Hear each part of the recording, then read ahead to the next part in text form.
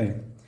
So in the last few classes or in the few videos, we were basically attempting to compute the number of microstates, right? Omega, and thereafter we found out an expression for S, which was equal to KLN omega. And we, of course, we define the microstate and the macrostates. So we know now we know that if one can calculate the omega, one can calculate all the other thermodynamical variables through, first of all, by calculating the S. Right. So that was our conclusion in our last class or in the last video. So in order to demonstrate that, or as a test case, today we will take up the case of classical ideal gas.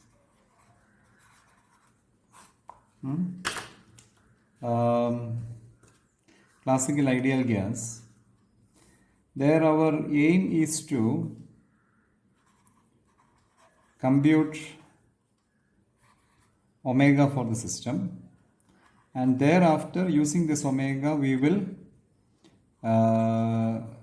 evaluate S, right? So that is our aim.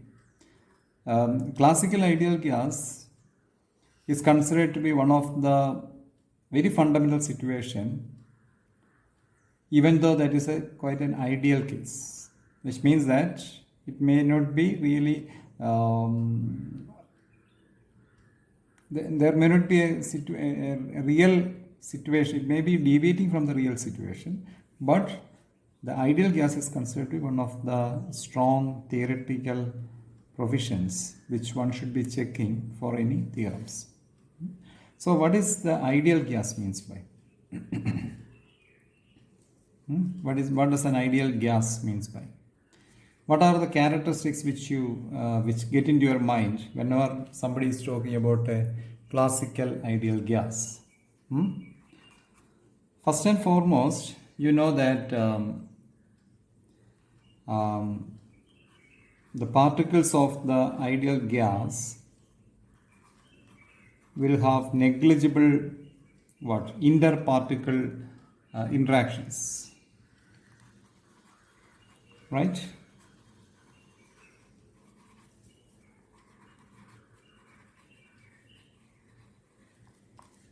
That is the first and foremost thing which comes into my mind. The second thing is that when these particles move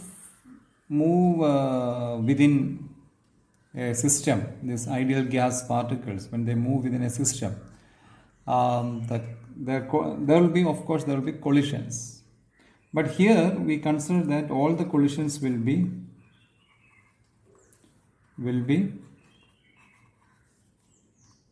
elastic.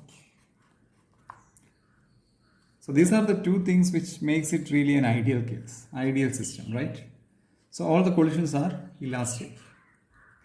And of course, you know that they obey the ideal gas law, PV is equal to nRT. So these are the three things which comes into my mind whenever we remember about the ideal gas.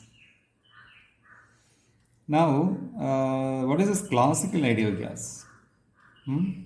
So there are certain characteristics which makes something divided into the classical or the quantum mechanical.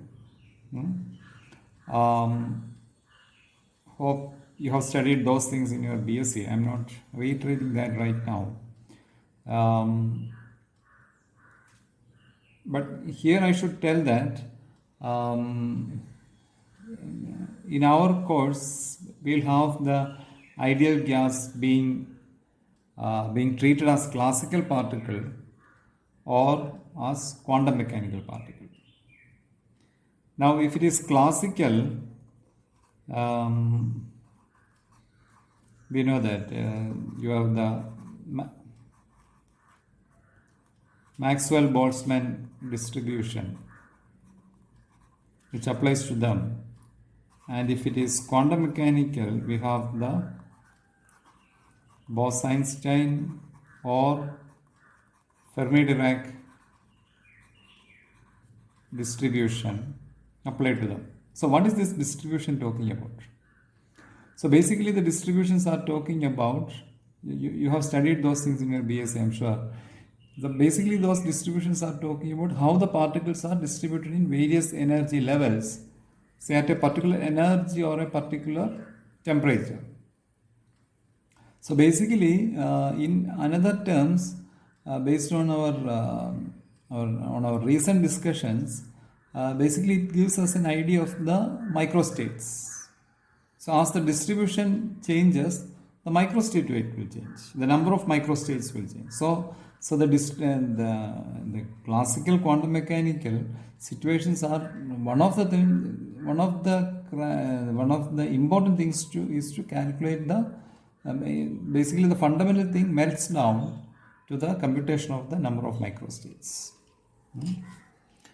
Now, so we have the case classical ideal gas to apply this to calculate omega and to calculate the S.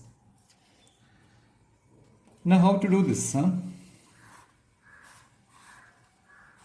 So I take a box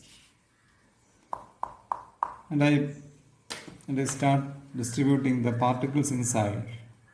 A lot of particles inside, right? Now, one of the strong points or one of the distinguishing points about the ideal gas is that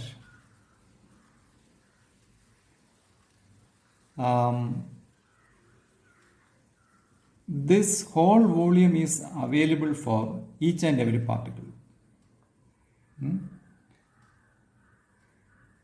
Or in other words, in the terminologies which we should be using in this class, I can write that since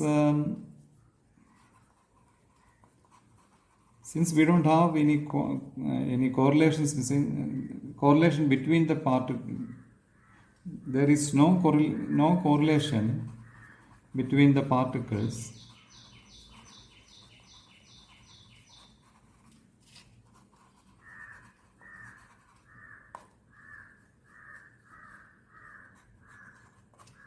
See, our aim is to calculate the omega, right?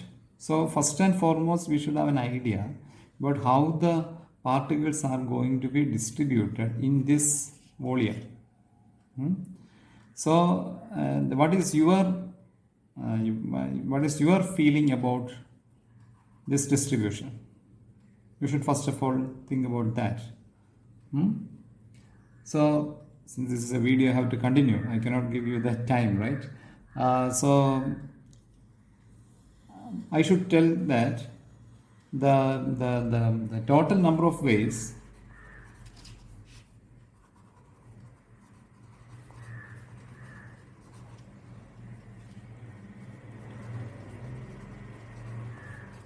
in which n particles can be distributed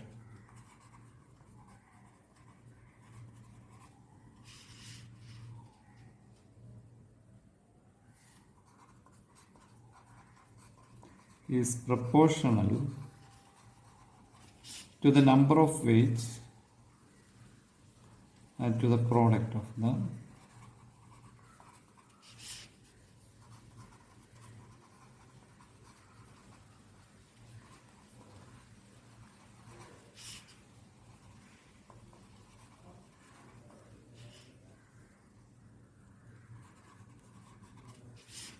in which each individual particle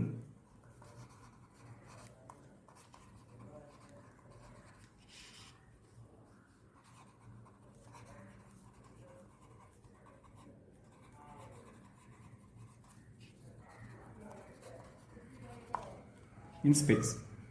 So let me rephrase it for you. So there are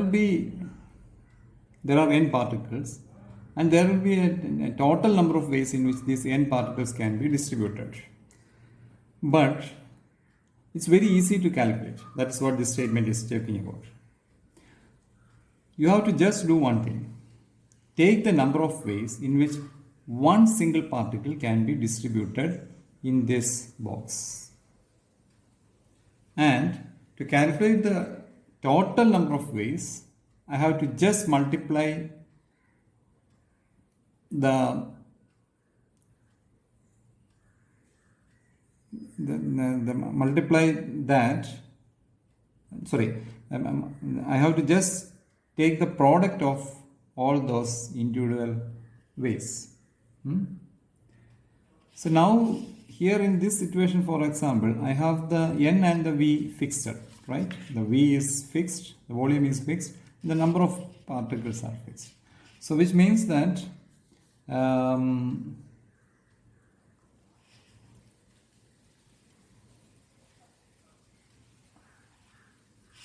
because what I want to tell you is that so all these particles are fixed. The number is fixed, right? And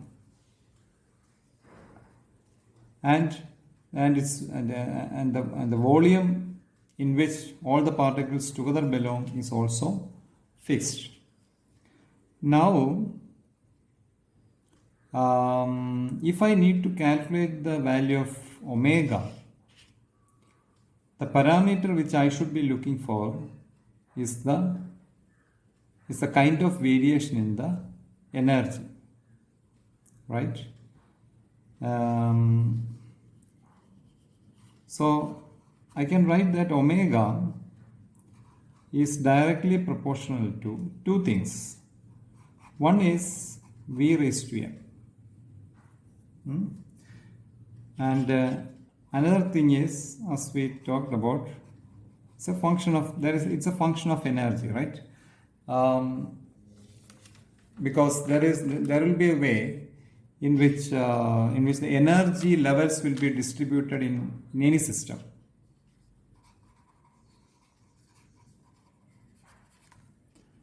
Right. So the y v raised to n, that's what I explained over here, right? So this is one of the important roles in I don't know, in statistics or mathematics. Suppose there's an event which occurs in n different ways, and connected to it there is another event f. So there's an event E which happens